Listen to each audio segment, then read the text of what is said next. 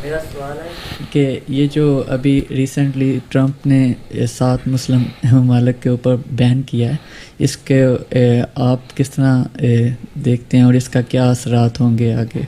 तुमने कल की खबर नहीं सुनी? उसको वहाँ की एक कोर्ट ने उस बैन को कैंसिल कर दिया, पोस्ट उस पर उसको जी, लेकिन हुजूर सस्पेंड कर दिया है। उसके बाद उसके ट्वीट करना उसने कहा कि मैं करूँगा और ये पागल है जज हैं, और हालांकि पागल वो खुद है, जज पागल है और मैं इसको लेके जाऊंगा और अपील करूंगा, वो कोर्ट में जाएगा, चले आ गया।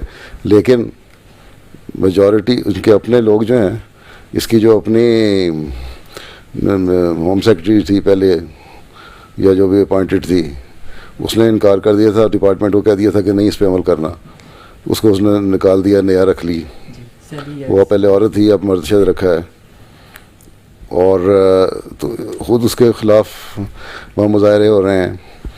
और फिर यह है कि इन 7 मुल्कों में से बड़ा डॉक्यूमेंटेड है, उनको वहाँ वो कहा भी जा रहा है कि इन मुल्कों में से कभी भी इस तरह के नहीं, जिन मुल्कों के लोग दहशतगर्दी करते रहे अमेरिका जाके, उनमें उनको बैन नहीं किया।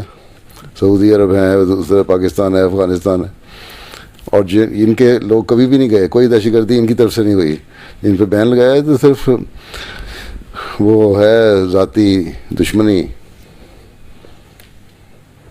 तो पागलों की बात है। मेरा ख्याल था कि प्रेसिडेंट बन के शायद ये नहीं करेगा, अकल आ जाएगी इसे, तो मैंने कई जगह प्रेस में कहा कि मेरा ख्याल है कि नहीं करेगा और नहीं करना चाहिए।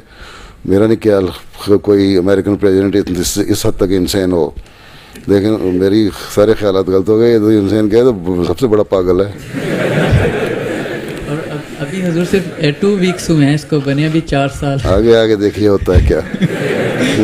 इसलिए शायर ने कहा था, इब्तिदाए इश्क खैर होता है क्या, आगे आगे देखिए होता है क्या। अल्लाह ताला रहम करे।